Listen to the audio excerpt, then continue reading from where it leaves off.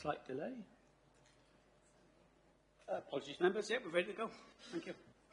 Thank you very much, Chris. So, can I welcome all members and officers to this hybrid meeting of the Cross-Cutting Resources and Business Overview and Scrutiny Committee.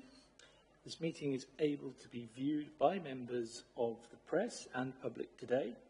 Therefore, I welcome anyone that may be watching remotely. We have no one in the public gallery, but for members who are online. A recording of this meeting will be made available on the Council's webcasting and YouTube channels after the meeting is concluded, should anyone else wish to view it. So to confirm, as a Council, we welcome the use of the Welsh language within our public meetings, but I can confirm we've not received any notifications or requests to use Welsh today. Therefore, this meeting will be conducted in English only.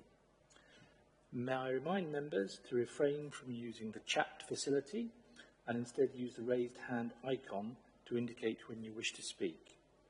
Please could you also keep your microphones muted when not talking so there aren't any interruptions or distortion.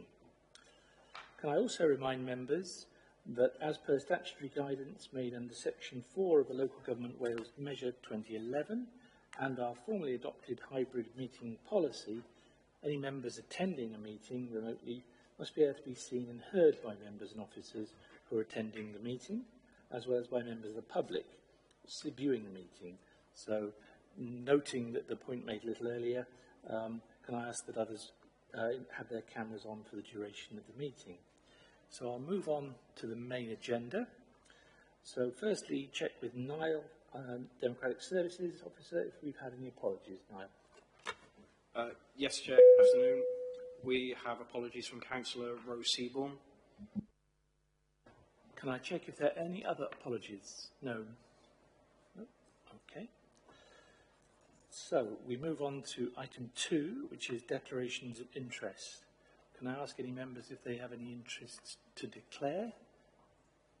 I should perhaps myself note in relation to item 6, the county plan and delivery plan, that I am a trustee of Torfaen Voluntary Alliance. So, okay.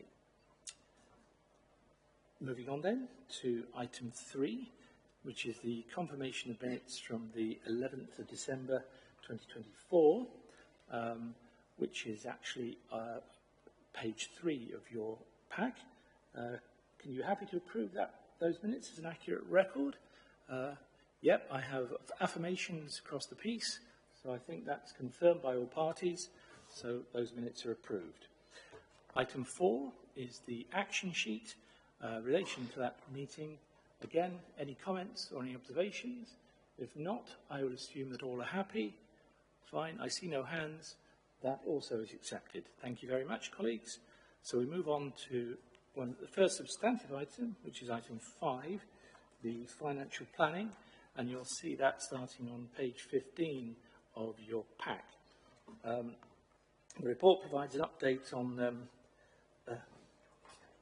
I'll just quickly pass on to Geraint to make a couple of quick points in relation to process. Thank you, Chair. It's just to remind members of the process for this particular meeting. As with last year, there's several officers involved in both reports on the agenda, so rather than officers have to leave and then come back in whilst recommendations, everything deliberated on, we'll do the process from last year. So basically, you'll be able to seek their advice and comments on potential recommendations for both items, and then after that, they will leave the meeting, and then so there's still opportunities for members to bring up recommendations without officers in the room. So I think that's it, Chair. Thanks.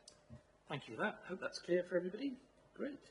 So item 5, the financial planning 25-26.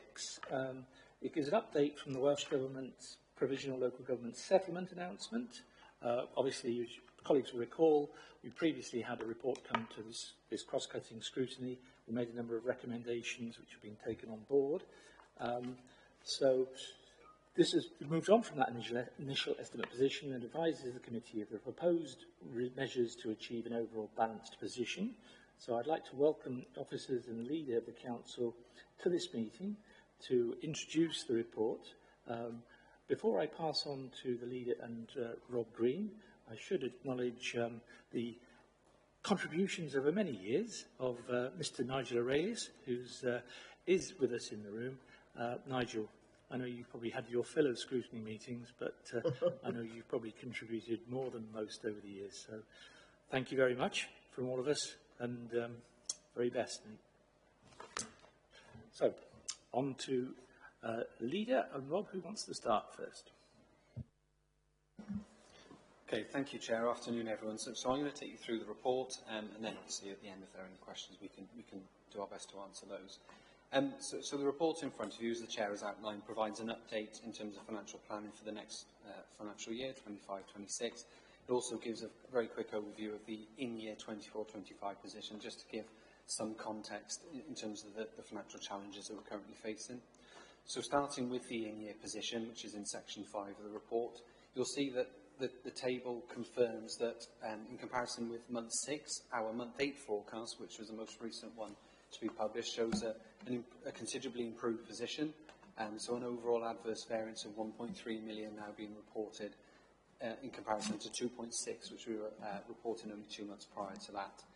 So that's obviously a very positive step in the right direction. You'll be able to see from the third column, the fourth column on the table, where those main variances are, and you know, the main difference being under the centrally held budgets line, which is essentially capturing where we've received additional in-year grant funding from Welsh Government to cover costs that we've already reflected in our forecast, mainly to do with pay awards and the like. So yeah, so a good step in the right direction. We've still got the same scale of challenge being reported in services such as children's services, but as you'll be aware from the last time we spoke, and I'll come on to speak about that later, there is a transition plan in place in order to mitigate that financial challenge over the short to medium term. So I can talk about that in more detail when we get onto the financial planning item. So yeah, so 1.3 million overall, heading in the right direction, and you know, we're confident that that position will continue to improve between now and the end of the year. Ideally, it will return to a balanced position. If that's not the case, then there will be a need to look at options for balancing that off and which reserves would be used. But obviously, we would hope that that position will improve further by the end of March. So that's the in-year position. Looking forward to next financial year. So, as the Chair mentioned at the start, we received an indication of our settlement from Welsh Government for next year. That was received on the 11th of December. And as you'll probably be aware from national announcements that were made at that point, there's been an overall average like-for-like uplift of 4.3%, which equates to an additional £253 million investment in Welsh local government. As ever, there is a range of percentage uplifts, Newport receiving the highest, Monmouthshire the lowest, and that's to do with the way that the data that drives the funding formula works. Our uplift, as you'll see from the second bullet point, is 4.8%, so slightly above average increase, again because of the way that the data underpinning the formula has worked in our favour relative to other authorities, and that equates to a cash increase of just under 8.8 million against the adjusted base.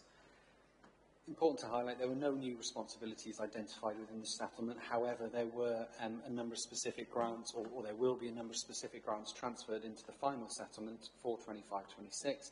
These transfers total 4.654 million, and it's a combination of grants that we've received as specific grants for a number of years being transferred into the settlement, so becoming permanent-based, unhypothecated funding going forward, but also the transferring of those pay-related grants that I mentioned that have helped us with our in-year position, particularly that NJC pay one of just under 1.6 million.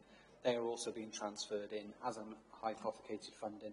And the NJC one particularly, because it's to cover costs that we were already forecasting and already provided for, in effect, that's further unhypothecated funding and increases, if you like, the like-for-like increase to 5.6% as opposed to 4.8%. So that's obviously positive, and you know, that level of increase exceeded the assumptions that we were making, so it does contribute significantly towards improving the budget outlook that we have for next year. In terms of specific grants, it's as ever at this stage we only tend to get all Wales figures, and they're appended to this report in Appendix 1. Doesn't really, obviously doesn't give the individual allocations for each authority, but does give a sense of where the direction of travel is in terms of specific grants. On the face of it, there don't appear to be any that are being subject to significant reductions, which is positive, and in fact some are increasing marginally, which is positive. But until we get those individual allocations and the terms and conditions that come with those, only then will we really know what the true impact is. But on the face of it, it looks broadly in line with what we've had in this year, save for those that are being transferred in. Just a quick note on capital. We will receive an increase in the unhypothecated capital allocation, a 619,000 increase. So again, that's positive and will help to supplement our core capital funding going forward.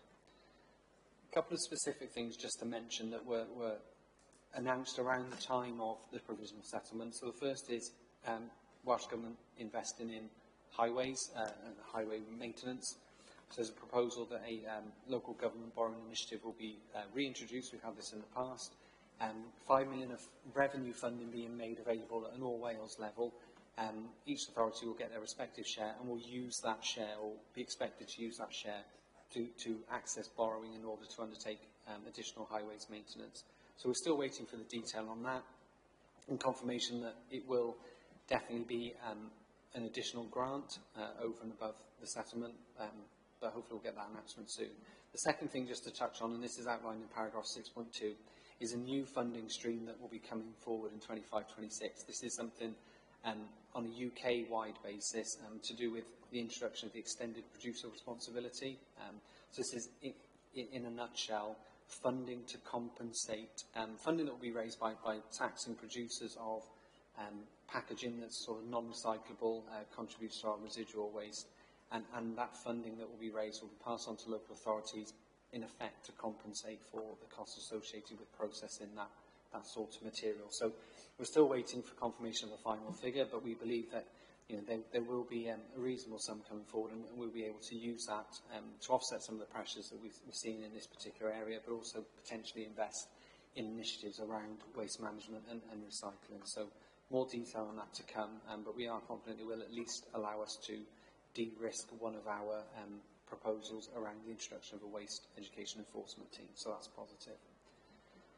So where that leaves us, so the table in section 6.3, so first of all, you've got a reminder of the position that we brought to you last time we met, so a gap at that point of 5.7 million, and that was predicated on an uplift of 1% in terms of the settlement.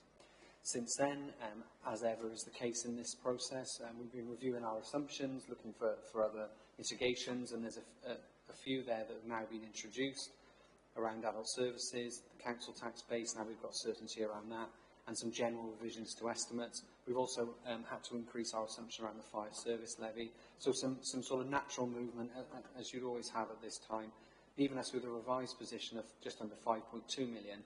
However, when you introduce the settlement, provisional settlement figure, plus those specific grants being transferred in, it leaves us in a net position after the announcement of the provisional settlement of a surplus position of 3.2 million.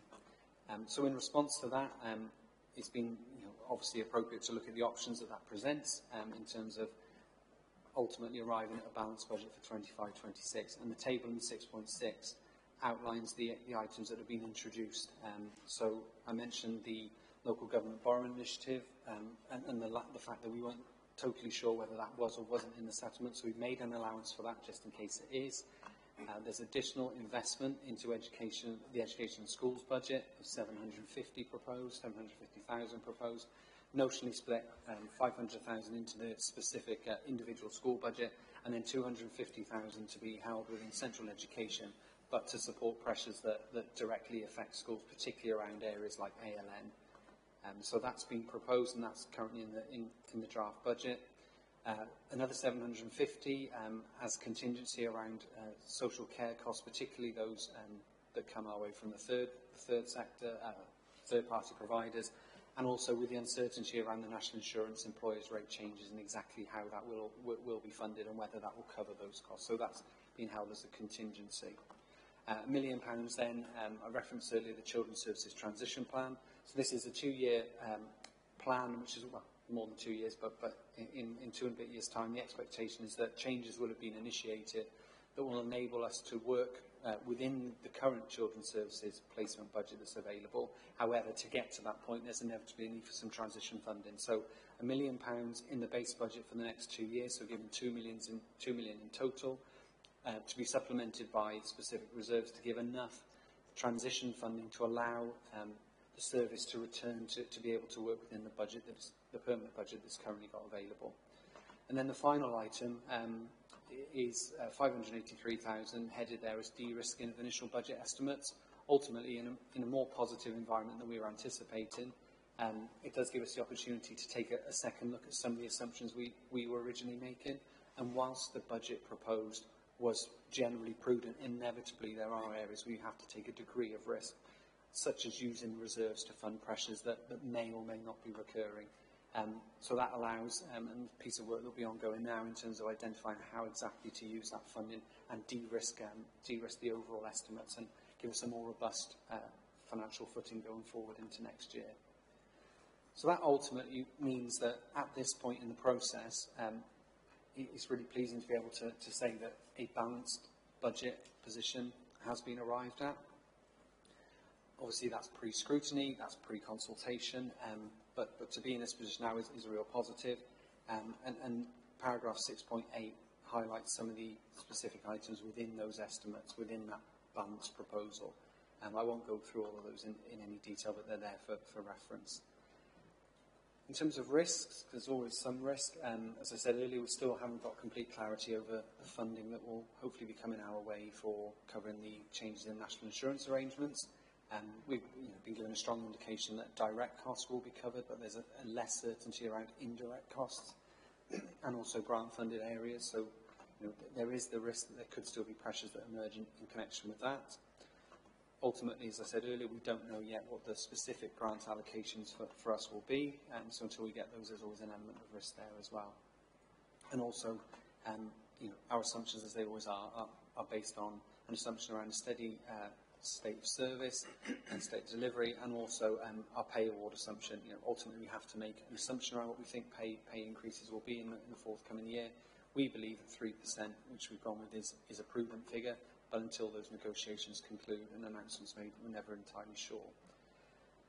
And that's it in terms of the report. Section 8 just gives an overview of the final stages to go through in terms of the budget, and ultimately working towards the 4th of March for the full council budget and council tax setting meeting. Thank you very much, Rob. Did you want to come in, Leader? Yeah, I guess the main points for me to cover are in 6.8 in the report, because they really sort of summarise the levels of choice that we've tried to make, the areas we've tried to prioritise within this budget. And I'd remind members that the only reason that we can afford to do that is because of the extra money that's flowing down from the Welsh Government budget, having been announced as consequentials from the UK Government budget in October. Because we were, of course, planning at the start of this year for a £20 million budget gap, on an assumption of funding that was either cash flatline or 1% cash, which would have been a big real terms reduction cut. So the difference that that will make is huge, and I think it's incumbent upon us to then use our priorities to direct where that money goes. And really you'll see from the bullet points at 6.8 there that the schools funding is at the head of that, an extra £5.35 million for schools, an extra £800,000 additional for the expansion of Cranbridge Special School, funding for demand pressures within school transport and ALN, funding for social care as well, that's in there, both £1 million for adult social care and for that transformation that's been described by Rob in children's services, £385,000 there for refuse and recycling, £227 for education enforcement, and £250,000 for apprentices and school leavers. Of course, this report doesn't touch so much on the capital spend that we'll be looking to prioritise as well, but I know members' priorities around certainly schools and surfaces will come to the fore in those discussions too. I think that's testament to the work that's been done here internally.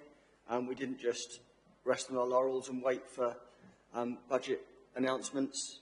and we used the 9 months to work as hard as possible to close as much of that £20 million gap as possible.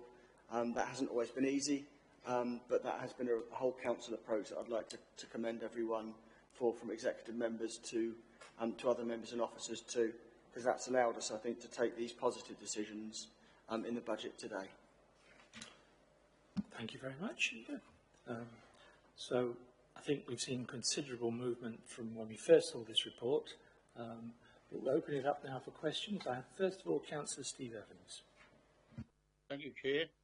The first question I got is on the funding levy, particularly the fire service being the ex-chair. Have we managed to ask them to see if there's any future savings or any reductions? Because unfortunately we got no representation on it anymore, so we have to take what they put through. The second question I got, which covers this and probably the company plan, with resilience funding now being brought in, will it affect our company plan objectives? Because some of the staff have been moved to other departments, so will that affect our community engagement with the funding? Thank you. Okay, thank you. I think probably that second part relates more to the county plan, but I'll give people the opportunity. Who wants to come in on this? Is it Rob or Dave? For the first part of the question. If I could come in, Chair, on the second part of the question first, if that's okay, just while it's fresh in the mind. It's a fair point around and a fair question around the way that services are being structured going forward.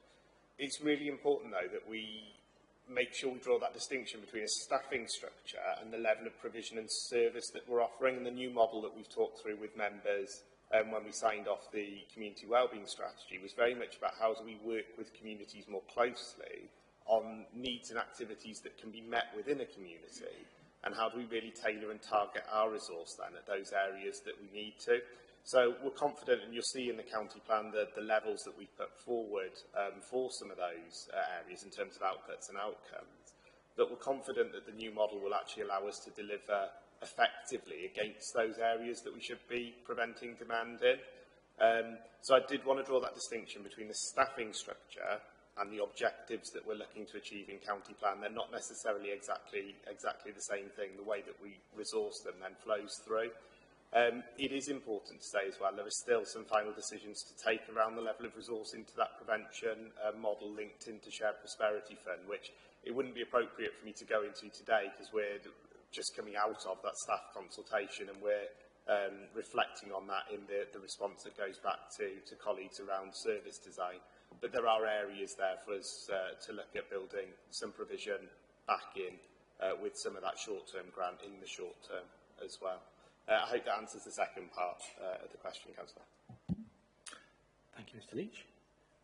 You okay with that, Councillor Evans? And perhaps if I ask one of the finance officers to respond to the first part? The only other part is with the fire levy, that was all. Yep. And I think either Rob or Rob's going to deal with that one. Yeah, so in terms of the fire levy, in terms of the figure that's we've incorporated into the plan, that's simply the fact that we've taken another look at what we were originally assuming in light of the way that sort of pay awards have gone over the last 12 months or so, and we've sort of prudently increased that. So until we get the final levy from the Fire Authority, only then will we know exactly what that figure will be. I think it's important, though, to highlight that ultimately that the Fire and Rescue Services, they are levying bodies, and we don't have complete control over that. Ultimately, the figure that is determined is the figure that we have to pay. Obviously, in terms of our representation, that's a harder one to comment on. Obviously, there is a commissioner arrangement in place at the moment, but the communication I have seen from the Fire Authority suggested that they have, and they are trying to do what they can to minimise that uplift. But yeah, other than that, I don't know if there's much more I can add at this point. Thank you. I think Andrew would like to come in as well. Thank you, Chair. In terms of the fire service, as Rob has explained, they are a levy-making body, so they set their own levy in terms of that. We do have a meeting with them tomorrow to understand their proposal for the forthcoming budget, so we will have greater understanding of what they're proposing tomorrow. I will certainly pass on the views that we would like to see and deliver as much efficiency and value for money as they can from their budget. Thank you for that. I think that's very helpful. I hope that's okay, Councillor Evans. Yes, thank you. Being the ex-chair, I know where they need to be looking. So Okay. thank you. I'm sure we useful to get the information back in due course. So I have Councillor David Thomas next. Yeah, thanks, Chair. I've got 3 questions, if that's okay. The first question is, how has the Council managed to achieve a balanced budget position for 25-26, despite the initial estimates showing a budget cap? And what were the key mitigations identified to balance the budget? That's the first question. The second one I've got is, what risks are associated with the budget estimates for 25-26, particularly regarding national insurance changes? And how is the Council prepared for potential underfunded pressures from these changes? And then the last one I've got is, what is the strategy for using the increased unhypothecated funding in capital financing for 25-26? And how will this funding be prioritised to address capital needs? Okay, I think several different elements there. I think, Rob, are you happy to take that? Yeah, so I'll probably answer a couple of these in one go. I suppose in terms of achieving the balanced budget, I suppose that is ultimately what the report is setting out. The table, let me just refer to the table. So ultimately, it's a combination of tables 6.5 and 6.6 in terms of the movements from the position that we reported in November. It is, ultimately the gap has been eroded by that above, higher than expected increase in settlement figure, and that's actually created that surplus position to allow that additional investment that's set out in 6.6. In terms of the mitigations that have that underpin that position, actually Appendix 2 of the report lists all the mitigations that have been incorporated within both the initial estimates and the movements since then. So yeah, there's a full detailed list of those there. In terms of the national insurance, ultimately we have had to make an assumption around that. The section, the paragraph in 7.2 around the national insurance changes sets out the assumptions that we're making, i.e. we are assuming that our estimated £2.5 million additional cost for in-house services will be funded. We won't know exactly how much funding we will get for that until probably early in the next financial year. And because of that, and because of the uncertainty around the third party service provider aspect, we are holding that contingency that I referred to earlier in order to guard against that risk. So hopefully that answers the first 2 questions. Just remind me of the third. Oh, yeah. So in terms of the capital, so we're in the process of working up our capital strategy for 25-26 and beyond. Obviously that was an announcement that we weren't necessarily expecting. But in terms of capital, there is more flexibility insofar as that can be carried forward between years. So there's no need to urgently rush to determine how that will be used. So in the short term, it will simply be added to our core capital funding and will provide funding availability should there be unforeseen pressures or priorities that emerge. And over time, a view can be taken as to how best to use that funding, whether it be to augment annual sums for things like asset maintenance or highway maintenance, or to invest it as part of specific one-off initiatives. So yeah, no decisions have been taken on that yet, and there'll be more on that in the capital strategy that will be coming to Council in March as well. Thank you very much, Rob. Do you have anything further, Councillor Thomas? No, that's it for a sec. Thank you. Thank you. And I think it is, just a note for myself, I found it helpful to see that there was an allocation for de-risking of initial budget estimates, which gives us a little bit of flexibility, obviously, as to some of those impacts. I'll move on to Councillor Janet Jones, please. Sorry. Thank you, Chair. My questions are relating to 6.8. And whilst I'm very grateful for the proposed increases of financial support in both adult and children's services, I'm really worried of potential risks with the increase in demand on both sectors So that's still a concern that I have, even though I am grateful to see the increase. It is a source of worry that, you know, with the demand, that we could be leaving at risk in both those sectors. Thank you for that, Councillor Jones. I think David Leach would like to comment back. Yeah, again, it's a really good question to challenge us on, because we do see that the demographics mean that demand is increasing across adult services. But what we've seen over the last couple of years since we started changing parts of the system, first the Information Advice and Assistance Service and the Integrated Reablement Service, is that if we look differently at how we support people who have those demands, that doesn't always need to translate into the same level of cost through to the authority, which is why we introduced those changes into the adult social care system.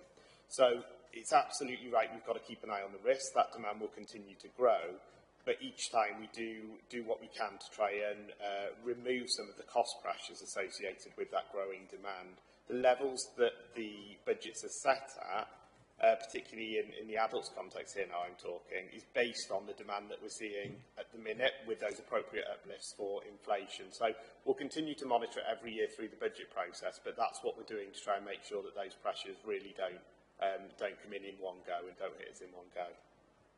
I think the leader would like to also respond. No, it's a very good question, Councillor Jones, about demand in those services, because often they're not as visible as other services are. They're not universal by their nature.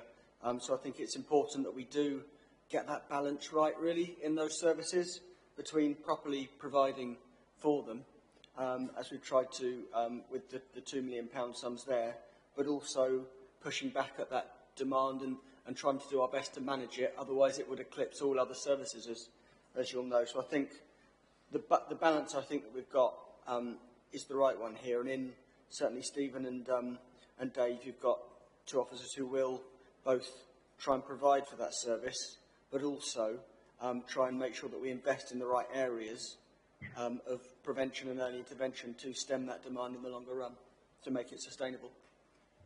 Yeah. Okay, are you happy with that, Councillor Jones? Yes, thanks very much, and thanks to the leader and to Dave Leach. Thanks very much. I think it's very positive that there were some provisions made in that 6.8, so that's really positive to note. I'll move on then. I have Councillor Ashley. I'm going to tackle that a little bit as well. I've got two questions, observations. One is the actual things that we've been quite successful over the last year in Dave Leach's department, what I call community projects that have been funded out of grant.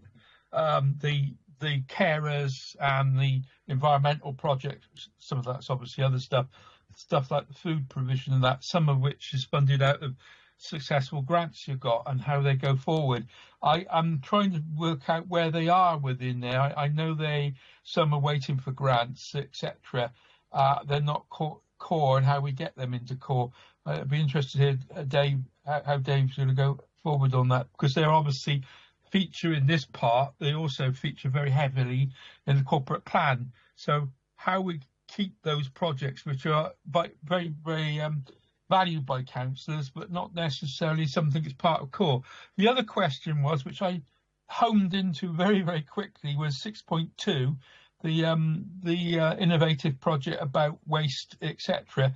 I'm wondering how we can use that if that comes on stream. I've heard something on Radio 4 about this one, so it's quite exciting. Obviously, when we know what it really is, plastics is the big one on that.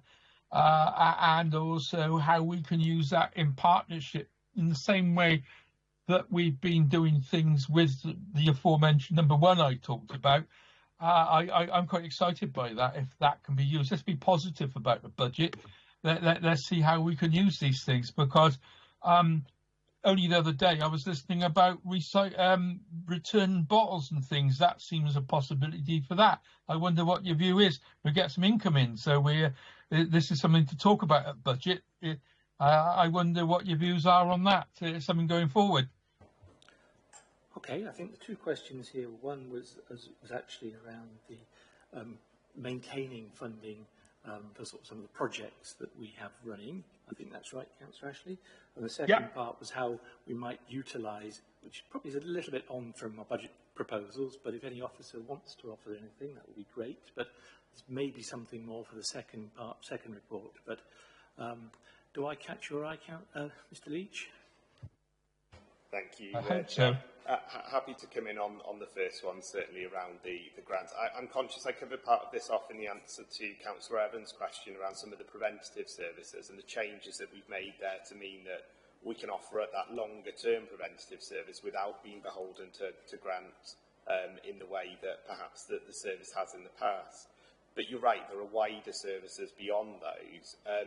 Those services have always been funded by grant, and in the case of some of the ones that you mentioned there, Councillor, they're quite recently introduced, particularly in that space around food. So I know that officers are currently working through what parts of that would be sustainable with the new grants that we have available, but from the perspective of introducing into a core service as part of the MTFP, which is what the report largely covers, that's not been a consideration. Now, we are aware that there is additional grant there that we're considering, but that's something for us to put a proposal together and then bring back before Cabinet. Thank you for that. I think that's helpful. You okay with that, Councillor Ashley? I think Mark Thomas is online, and I think he's also happy to come in. Mark? Yeah. Thank you, Chair. Yes, it's really going to the question from Councillor Ashley in terms of the extended producer responsibility funding as well. It's welcome. It's as colleagues have said, we haven't got exact details in terms of the amount yet, just sort of indicative costs. But obviously that's going to form part of our sort of prudent budget planning going forward. You'll be aware already that we've got innovative programme of improvement of the waste and recycling service as well, and any such funding that we do receive will obviously be used to ensure that we deliver upon those priorities as well. Thank you very much for that. Are you okay with that, Councillor Ashley? I think. I'll just come back very briefly, if I may, Chair. Thank you for that, Dave Leach. That's very clear. But it's just as I said initially, that councillors do value these. They're things that we got at the moment. We don't want to lose them, I think, and I know they're not in the core. But a lot of innovation within councils over the years, things like Meals on Wheels and care services came in like this. And I think what we've got, you know, I'm glad to hear you will evaluate them and possibly look at it. And it's the same with stuff with Mark with regards to innovation. We're pushing that 70%. We don't want to lose money on it. And I think what I get from a lot of people is that plastic, it's a blessed nuisance environmentally, and it's something that costs the council money. So it's right to talk about it in plastic, in budget, not terms, not in. And I certainly will bring it up in the other aspects of this scrutiny as well. Thank you for that. Before I bring in Councillor Thomas, very quickly, if I might ask, if we have an indication, is this extended producer responsibility funding in the kind of hundreds or thousands, or do we really have no idea? Good question, sir. Yeah, it's not insignificant. You know, it's certainly going to be into the hundreds of thousands, if not possibly more than that. But yeah, at the moment there's still an exercise going on to finalise allocations. But yeah, it is UK funding. It is significant. So it should, you know, as we've said here, it should facilitate the de-risking of the waste education enforcement team. You know, that was a £227,000 investment. So you know, we're confident that it will be adequate to cover that and probably go beyond that as well. But hence the proposal, because there's still that uncertainty, to ring fence it at this point. Once we get a final idea of exactly what we're going to get and what it's to be used for, i.e. is it for additional activity we don't currently do, or is it effectively compensating us for activity we do already do, only then will we know really how much we've got to potentially invest in areas such as waste and recycling. I think that is entirely prudent and gives us something to look forward to, I think, for the future. I've got Councillor Dave Thomas and then Councillor Nick Horler. So, Councillor Yeah, thanks, Chair. Can I just ask what is the impact of the proposed 5% increase in the real living wage on the council's commission care services budget, please? Okay, who would like to attempt that? It's probably difficult to estimate, but Rob, you... Yeah, so our estimate is that that will cost us in the region of 1.6 million. So it's, you know, it's not insignificant, clearly. I think that's helpful. Councillor Thomas, is that okay? Yeah, that's fine for now. Thank you very much. Councillor Horler. Thank you, Chair. Going back to the extended producer responsibility. I get recycling is a big issue within Torvine currently. Lots of people talk about it. But by collecting this additional waste, how does that affect the targets that we have to achieve by Welsh Government? And secondly, you mentioned in 6.8 addressing the pressures of recycling, which is going to cost £385,000. What pressures are these? And I fully understand that we need to up the rate and we need to spend the £227,000 on enforcement teams. However, £385 on extra pressures that the recycling team are having to contend with right now. What are those pressures? Thank you. Okay. Appreciate we're dropping into a little bit of detail, but I think that's a fair question, so anybody happy to come? Yeah, so I can see that Mark's with his hand up on screen. He probably wants to come in on the impact on the targets and the activity. In terms of the pressures, we're just pulling up the relevant spreadsheet, but I know that one of the main pressures will be, we do have inflation, specific inflation within waste services around contracts with the third-party contracts we have for disposing of residual waste and things like that. And there's an annual increase on that. Right, and the other main element is around the vehicles that we lease and the annual payments around that. And again, like all things, like all costs, they do generally go up on an annual basis. So yeah, that particular figure is mainly around waste-specific inflation and contract inflation and things like that. Okay, I think Mark would also like to come back. Mark? Yes, it's going on from Rob's area, really. I think it's in terms of, you know, we've looked at, he's covered it very well in terms of the cost pressure of the authority. We're trying to make the waste service far more resilient as well. So we are looking at the lease repayments on replacement vehicles to ensure that we have a modern fleet, that we have a fleet that's fit for purpose and doesn't age to a point where reliability is impacted. So a lot of work and investment has gone into that process as well over recent years as well. So that's an explanation perhaps of some of the cost pressures that we have. And then obviously in terms of the stretchy plastics, you'll know, Councillor Ashley, that that's already been planned for as well in terms of the suggested impact on our progression to the target of 70% as well. So we've already planned for that material to come online, to be collected, and that's obviously factoring into the design plans as well for any proposed new waste transfer station as well. So extra capacity within that design is obviously being incorporated, so we have that there's the room to process that material as it's collected. Hopefully, as you suggested before, that sort of the producers of that material will be encouraged to deviate away from that material as well and use more sort of recyclable material. But yeah, that's the intention anyway. It's already in our plan, and we're working towards able to collect and process that material.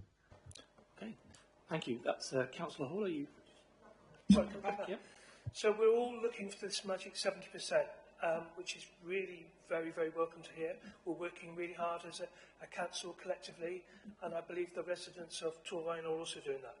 So the more recycling that we take in, obviously the more cost is put onto the council because of the amount of money that's going out. Is that included in the budget? Does that make sense? Am I making the more recycling that you receive, the more money you've got to pay to get rid of that recycling? If that's a question. Okay, I think the leader would like to respond on this. The flip side of that is the more recycling you take in, hopefully the less residual you'll take in. And if the rising costs, especially is in processing residual waste, then obviously that hopefully will offset it. But I think you raise a good point in that very often the debate is around the costs of the public-facing side of the operation, of collecting the stuff, forgetting that that our journey, our responsibility doesn't stop when we've collected it. We have to find end uses for it. Otherwise, you get what we've seen in news programmes about, sort of so-called recycling turning up halfway around the world because it hasn't found an end source responsibly. So it's a good point you raise. I think Mark would like to help respond on that as well. So, Mark. Yes, thank you, Chair. Just to add, the leader's spot on. It's cost avoidance as well, Councillor Hawler. It's Welsh Government are considering issuing additional costs and pressures on energy from waste as well. So that's the drive, really, is to reduce the amount of residual waste that we produce as well. So, as I say, there are plans to apply different additional levies to that sort of waste stream in the future. Okay, so hopefully that's given you some useful background, and that's a good question. So thank you, Councillor Hawler. Councillor David Thomas. Yeah, thanks, Chair. I'd just like to circle back to my previous question with Rob, if that's okay. Rob, you said it was 1.6 million. How was that calculated, and what assumptions were made regarding the increase in the costs for care services? Dave Lilly, I think, is it? Councillor Thomas. Basically, we've got a formula we've been using now for a number of years to try and estimate this cost. So we look at the amount of money we spend on third-party care contracts, try and, as part of that, indicate the amount, the split between employee costs and non-employee costs. And then we apply the real living wage percentage increase, which is 5% for this round, to that element, and underlying inflation, which we've taken as about 2.5% to the non-employee costs, and arrive then at that estimated figure of 1.6 million across adults and children's social care providers. Does that broadly answer it, Councillor Thomas?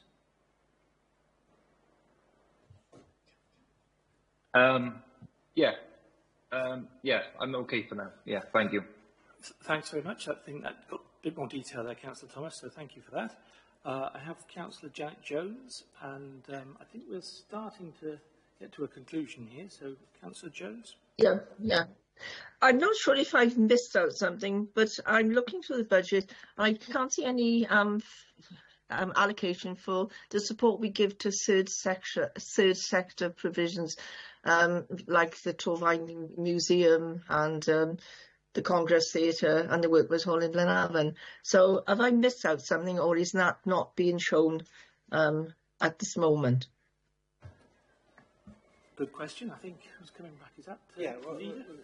If I take the first stab of it, obviously the way we present the budget reports and the way we do budgeting is on an incremental basis. So we're focusing very much on the changes moving year to year. That's all I wanted to know, yeah. But anything that's already in the base budget, unless we're capturing it as a mitigation or identifying additional pressure in that area, will in effect be carried forward anyway. I think that's... Thanks, that's all I needed to know, Rob. Thank you. That's quite reassuring, isn't it, Councillor Jones? So yes, thank you for that. Yeah, that's brilliant. Thanks a lot.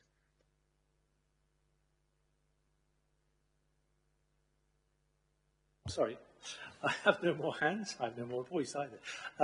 So can I ask colleagues then if there are any potential recommendations that you would like to flag up while we have officers present, or are you content to proceed and pick up any recommendations that we might have at the end? I see nobody coming in. No points there. Chair, could I suggest that we have a look at it at the end when we've done the corporate aims, please? Certainly, you preempted what I was going to say. I thought it might help you a bit. You didn't have to do talking because your voice is suffering a bit. I think I have a hand from Councillor Horler. Yeah, just on the question I asked, I looked at the figure of £385,000, which seems a considerable amount of money to anybody, but there wasn't any kind of conclusion of what was in that £385,000 for me to actually ask that question. Is there any way of just putting a brief summary of what you expected to spend that money on? Is that possible or not? Okay, I think there's a question posed. I think if I pass that to the officers, I think Rob and Mark would probably be the right ones here. Yeah, we can, you know, if it's helpful, I think we can provide, verbally now, we can provide the split of the 385. So yeah, so of the 385, 267 is on contract inflation. So that's effectively where we're engaging third parties to dispose of waste, and that's the annual inflation on the rates that we're paying to them. And then the balance, I think, is all, yeah, so the balance of 118 is all to do with vehicle lease repayments. So that's the split of the 385. That's very helpful. Thank you for that. Okay, so the suggestion is, colleagues, that we'll look at any detailed recommendations at the end of this session, which means then that I can suggest that those colleagues who don't need to be here for the second item have the opportunity to leave. So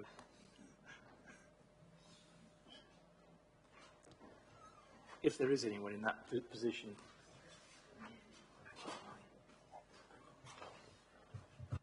Sorry, and online, yes, I think we've got a couple of officers in line. Apologies for that. So, members, if you don't mind, we've got a few shufflings of seats and people leaving. So just give it a moment or two for people.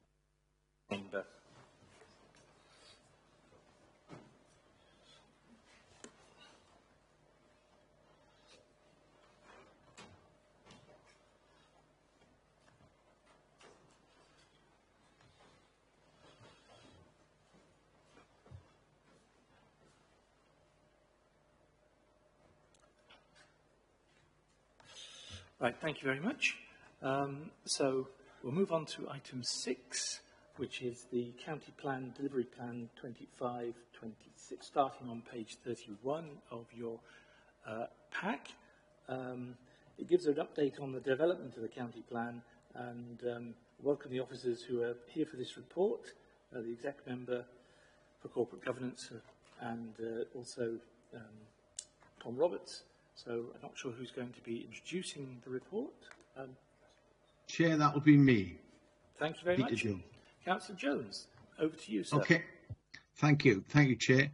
The report sets out the draft delivery plan for 25-26 for consideration by this scrutiny committee. Members will recall since adopting the new county plan in December 2022, we have produced and published an annual delivery plan for each financial year. We will continue to do this throughout the lifespan of the county plan, highlighting the key activity planned for the financial year ahead. For the first time last year, we presented both the draft budget and annual delivery plan for scrutiny alongside each other. We have continued this approach into 2025-26 as we continue to more closely align our services and financial planning. As you have already heard today, like all councils in Wales, we are continuing to operate under significant financial constraints, but this does not dampen our ambitions, and I hope that members can see this coming through our proposed delivery plan for the current year. The basket of activities, milestones and performance measures set out within our 2025-26 draft delivery plan aim to take forward the Council's aspirations for each of the county plans. Sorry, Chair, I'm just trying to page down. For each of the Council's aspirations, for each of the county plans, 9 priorities using the available budget. The activities and measures that make up the delivery plan will be used to monitor and assess the progress made delivering against the Council's 9 adopted priorities. Our aim is to focus on the key activity that will improve well-being in Torfaen and the sustainability of the borough in those areas we have identified as being a priority, including continuing the improvement in education now that we are out of Estyn monitoring, reducing demand in children's services, helping people into work, tackling the cost of living crisis, furthering the Council's community approach, improving recycling rates and reducing our carbon footprint. I will be keen to hear members' views on the draft delivery plan and how it might further be strengthened. As all members will be aware, this is not the end of the story. As has been the case during the current financial year, the delivery plan will form the basis of our monitoring and reports during 2025-26, including biannual reports to Council. Okay, thank you very much. Now, I am quite finished, sorry, Chair. As all members, this is my last paragraph, this continuing monitoring process will ensure we collectively keep the plan under review and members will be able to continue to have their say on future developments. As with the previous agenda item, I am pleased to say that a number of the Council's strategic directors and their representatives are here today and will be pleased to answer any questions you may have. I'll now hand back to you, Chair. Thank you. Thank you very much, Councillor Jones. So I think Tom would like to come in to give a little bit of detail as well. Thank you, Tom.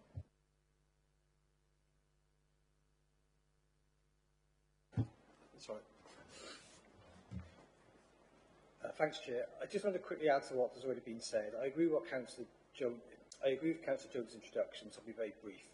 The draft plan sets out the key activity the Council is proposing to undertake in order to progress the Council's 9 defined wellbeing objectives. However, I just want to make it clear, as Councillor Jones already stated, it does not define everything the Council is aiming to achieve, but highlights the key areas of activity associated with improving wellbeing for people living and working in Torfaen, such as the development of new education or sports facilities, or providing assistance for residents into employment opportunities. As such, it's an opportunity for scrutiny members to give their views on the implementation of the next phase of the county plan and to ask questions of the Council's directors regarding the content of the draft plan. The plan will be received by full Council for adoption on the 4th of March alongside the Council's budget proposal for the year ahead. And with that, I'll hand back to you, Chair. Thank you very much for that. So I think what I'm going to, obviously open questions in, but it would be helpful, obviously, if we perhaps do this systematically going through each wellbeing area, unless there are some general comments. I know, Councillor Ashley, I think you'd like to come in. Yeah, I have a general question. It's something reading through. I wondered about it. Probably how do the overall committee that look at this, which they do have, mesh in a linkage to scrutiny, and how do you update? Sorry, I meant to say, how do you update and mesh to the scrutiny process? Because, for instance, we've just done corporate management. We did green spaces before. And how do you get all that in to update this? Because looking through it, there's obviously elements of all of that all the way through. And looking at what we've done in scrutiny over the last year and how we would do it over the next year, I'm just intrigued how you report back, because obviously scrutiny's got a different pace. I know we've got officers in common. How do you actually bring that in? That's just a general question. Tom? So we've also got our annual performance cycle, but we've also got, in between that, we've got quarterly cycles as well as information that's just being fed into the system as and when it occurs. So when a scrutiny committee takes place and recommendations are made, that then gets fed back into a directorate and services deal with those recommendations, and then that gets fed back into the planning process. So if recommendations were significant enough, then that should all work its way through the system and then into service plans and potentially into this delivery plan as well. That's just our planning process. May I come back very briefly, Chair? I don't want to be long on this. Is there a linkage between each of the questions and committees? I sort of know the answer, but it does need to be illustrated, really. So I didn't quite catch that. I think... Is there a linkage between the 1 to 9s and the particular committees? Do we have ownership in them? No, they're not. They're not aligned. I mean, our wellbeing objectives were designed to be as cross-cutting as possible.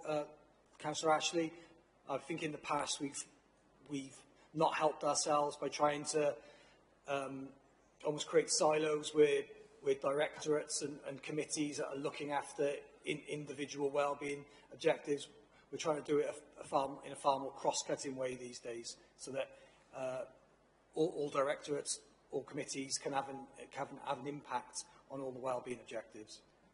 If I may come in, I think what we've seen obviously is the key elements of the county plan and particular areas where officers feel scrutiny would be useful to be informing the scrutiny programme for the year, and thus the allocation. So it's obviously one of the feeders, isn't it, into scrutiny, Tom? Yeah, I should have said, you know, the visioning process. You know, you've got your county plan, key activities going in there. So, you know, it does give the committees the opportunity to align with the key lines of activity within the plan and have an impact, or the best possible impact on the county plan. Thank you for that. And I think the second thing I would note is I found it quite helpful to see on the left-hand column in the plans the programme and strategy, so we can see exactly what particular chunk of work that it actually fits to, some of which are capital, like the 21st Century Schools programme, others which are perhaps relating to the, as I say, the PIAP in terms of the post-inspection plan. So I think we have some opportunities there. But, okay, colleagues, open it up, starting with anything on wellbeing objective 1. Councillor Lucy Williams. Thank you, Chair. So it's just understanding a little bit more, looking at the wellbeing strategy and the post-inspection action plan. Really interesting to see that the launch of the wellbeing strategy is hopefully by March 26, and likewise the completion of the capacity assessment on the current project. Particularly looking at the wellbeing strategy, are we, because it's such an important baseline, isn't it, is there any more detail about the timeline for that, or are we definitely looking at March 26? Yeah, good afternoon, Councillor. So we're looking to rationalise the strategies that we've got within education at the moment. So we currently have a draft wellbeing strategy. We also have an ALN strategy, and we will also beginning to develop a teaching and learning strategy. And the feeling is this is just too cumbersome, and it's all trying to achieve the same thing. We're going to trying to have learners in school who are happy and achieving. So the aim is to have a single teaching and learning strategy that's launched for September that encompasses this wellbeing strategy. This was previously in the county plans. We didn't want to lose it as a discrete action, but the idea is to have one single piece of work that aligns to our education service plan as well as to the county plan. So, like I say, it's September we're looking to launch it. Okay, thank you. You okay with that, Councillor Williams? Thank you. Okay. So staying on this first section, any other questions, comments coming in from members? No. So we move on then to Wellbeing Objective 2. If anybody's got any key things that they'd like to flag up, if I perhaps start with the second here, the ensuring the collaborative communication is embedded across the service. The target was 100% of staff trained by March 2026. Just does that feel achievable? Yes, it does. And I think councillors will probably note that we've had the strengths-based training included within the current delivery plan as well. And I think it's just to acknowledge that it's something that will be, there will be a continuous need for that because of turnover of staff. But also, I think we're now looking towards developing our mentoring programme across the service, because I think as all of us will attend 2-3 day training, but it's not just about what you learn on those days training. It's about how you take that forward and how it's actually embedded in practice. So the focus now is not just upon all the staff across the service area attending the training day. It's about the focus on the mentoring to ensure that collaborative communication is embedded within day-to-day practice. Thank you for that. That's very helpful. I think I have Councillor Janet Jones. Yes, please, Chair.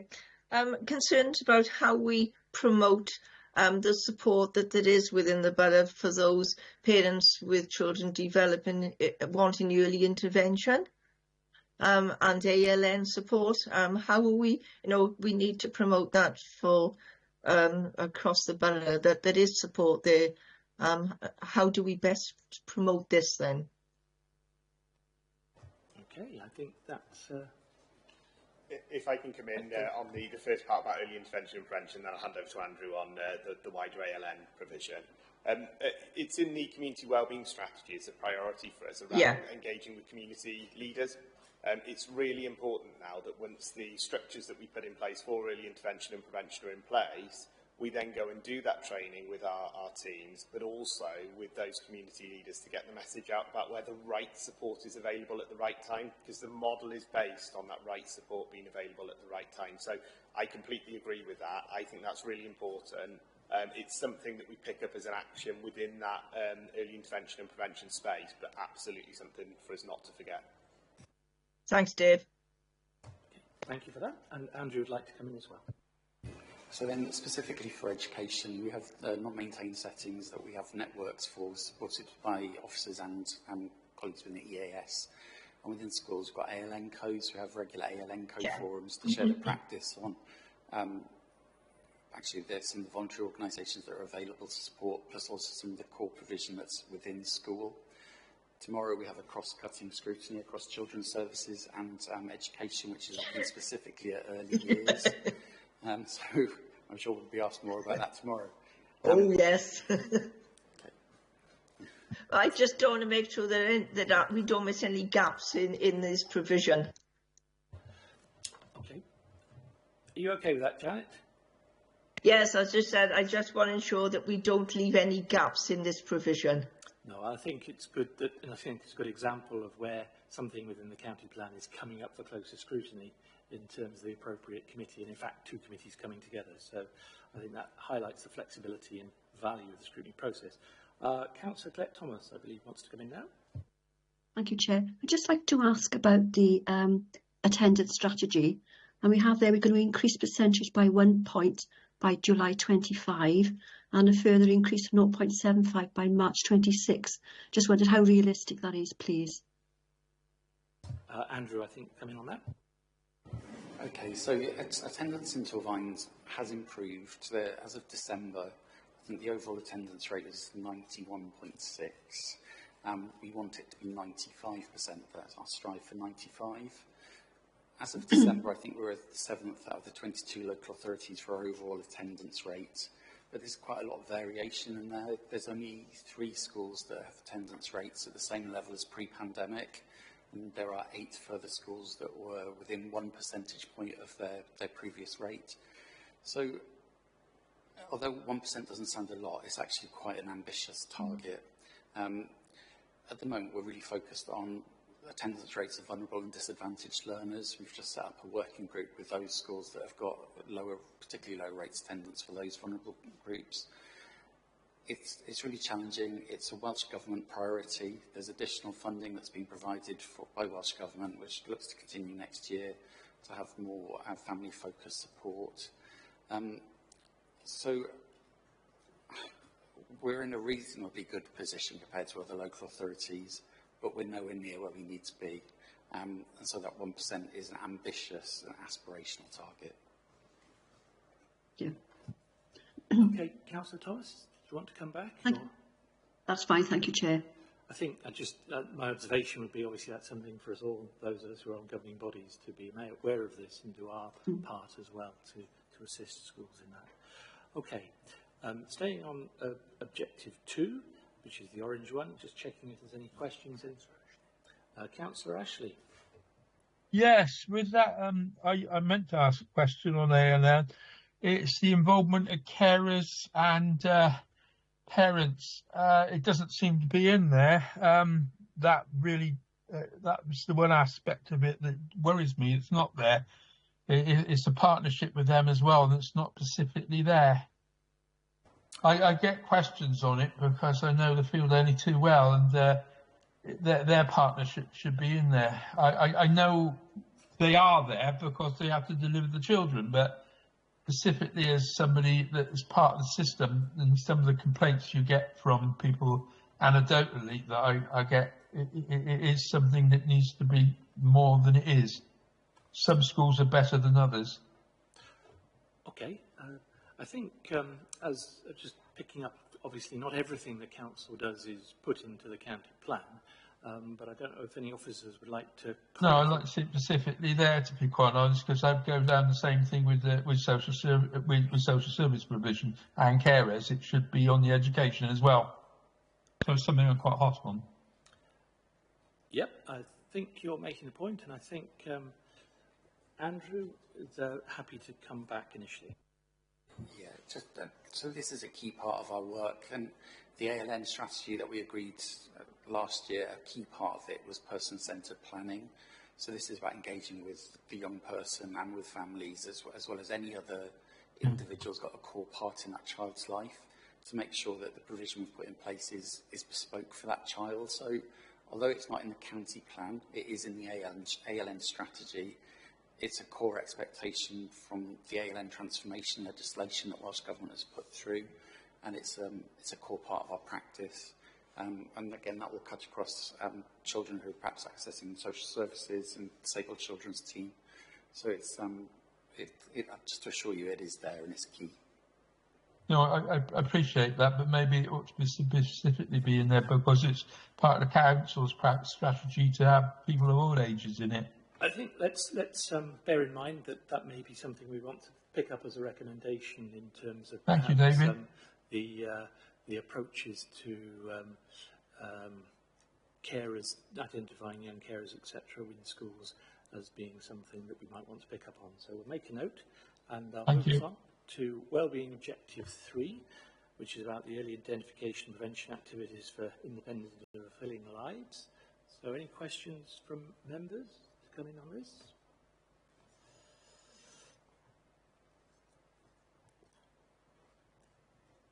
I suppose my observation would be that obviously, to a certain extent, a lot of the top end is demand-led, so I can understand we can't really put sort of numbers and things there. But I think what is helpful, as my observation would be that to sort of, as we go through quarter by quarter, to indicate how many, so we get some feel for what the take-up is. I would just note that as a point for something like this, which is a discretionary and demand-led. So that would be my comment. So moving on, we have Wellbeing Objective 4, which is around connecting people and communities socially, digitally and physically. Again, my first observation on the first bit is increasing the number of visits to public libraries during the year. I guess it's a bit of how are we monitoring this, and I must confess it's one of those sorts of things that feels it's down to individuals, less to the council, but the use of our library facilities is perhaps something we should understand. So anybody want to mention perhaps why that one was put in there? Tom? Dave Leach, sorry. Thank you, Chair. On the face of it, in terms of why it's in there, it's part of our the old public accountability measures, so the Welsh Government measures that form part of it. It's something that in this space we do still get monitored on annually by Welsh Government, so they will still monitor the Welsh Public Library standards to the same degree as they used to under the PANS. You're right though, what's important is what people do once they're in that library space, so it's important for us to collect this data to understand how many. The service plan will then include other activity that goes on within the library to explain what the outcomes are we're driving. Thank you for that. I did wonder why something like that was there, and obviously there's some residual elements within the county plan. So, Councillor Ashley. I looked at this a few times, And I wondered, with the sterling work that David's colleagues are doing, I wondered where all our social clubs were. It must be under this one, or the advice services, hubs, clubs, warm. There's a whole lot of stuff you've got going, which is brilliant. Where are we measuring? And this is about the only place. Surely there's a column missing in here somewhere. I think David Leach would like to come back. I think you ought to, yeah.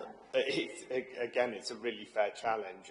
We've intentionally put sports clubs in there because we know the activity programme that we've got there, and it's something that we can quantify.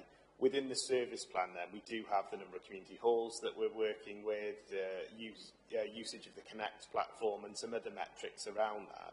We've got to get the balance right between those metrics about use of and attendance at, and those metrics that Councillor Williams was referring to around impact of that use. The service plan contains those. We'll certainly reflect on whether there's any of those that can be brought now into the county plan that would add value. So I'll certainly take that away and reflect on that. Could I make a suggestion, David? I will put it in the thing. I'm only thinking things like what I call community spaces, which is a use by BASAC. You know, churches, parks, etc., when they're used by the population. It would sit very nicely in there. It's not my idea. That's a very old one. The commons, as it's known. And by commons, I don't mean land. I mean common spaces. I think that's helpful, and I think that also ties a little bit with the point that Councillor Haller made about resilience programme and resilience activities. So perhaps where those are taking place, how those are taking place is something that I think what we're seeing here is that members have an interest in. So did you want to come back, Councillor Hall? No, okay. All right. Okay, I think, Councillor Ashley, I think we've got an acknowledgement that needs to be picked up. So thank you for that. Thank you. Councillor Janet Jones. Thanks, Chair. How have you assessed the impact of the 20-mile-an-hour project throughout Torfaen? And secondly, how are we going to deliver the active travel schemes? Because I think there is a need for active travel within parts of Torfaen, which I brought up before. So can we have a bit of an assessment on what we're going to do, what are our aims for, going forward in the next 12 to 18 months, please? Okay, I think Mark Thomas, as an officer, would like to respond. And then I know I have Councillor Hall wanting to come in the chamber. So, Mark? Thank you, Chair. Yes, two questions, I suppose. The first one is 20-mile-an-hour limits. Government have published revised standards in terms of how councils can revise and review the 20-mile-an-hour limits to test if they're suitable. The performance of the 20-mile-an-hour limits is being undertaken. So we've undertaken speed surveys before and after. And we're also looking at accidents. Now, as you're probably aware, Councillor Jones, when we look at accidents, we tend to look at over at least a 3-year period, so that we can get a good feel about the trend of accidents, so we just don't react to potentially isolated incidents. So that's where we are at the moment, Councillor Jones, and we'll bring forward obviously more details as we go through. But yeah, we've had speed surveys before, we've got speed surveys after, and it's too soon for us to say what the impact is in terms of accident rates, because we need longer really to determine the trends. Anecdotal evidence would suggest that in some areas the impact has been a slight reduction in the overall 85th percentile speeds. In other areas, again, the impact has been minimal. But again, that's a phased approach as well, as you know, with Welsh Government and enforcement. It's a graduated approach, and hopefully the ambition is that drivers will become accustomed to these limits and compliance will increase as we go along. So that's that one. Thank you. Is that okay, Councillor Jones? Can I proceed to active travel? Yes, certainly. Active travel, as you know, we have a national prioritised model that we have to adhere to. Torfaen was was in the lead of developing that prioritisation model with Welsh Government and Transport for Wales. And so that's a criteria that we need to adhere to in terms of seeking funding, which is in a competitive grant application across Wales. And we have a list of prioritised active travel ambitions that meet that national criteria as well. Okay, you can. Thanks, Mark. Yeah, that's lovely. Thanks. I was going to ask you, do we have a list of priorities? But obviously, Mark's going to keep that information until we're in a better position to apply for funding, I'm sure. Thank you, Mark. Thanks, Chair. Thank you for that. That's great. Councillor Haller. Thank you, Chair. I might be reading out of the box. We're talking about active travel, but we've got a network of travel lanes, sustained travel cycle lanes within Torfaen. And surely if we want to be getting communities to be more active, then we need to be looking at those routes and what we do with it. I think we've had conversations in the past about lighting them up in the evenings because of the issues that we have with that, and obviously making them better for those people, those residents within our communities that want to use the sustained network. So can we add something in this wellbeing objective that will look at those sustained routes to be able to improve those routes so we can actually increase active travel? I think there's still issues that float.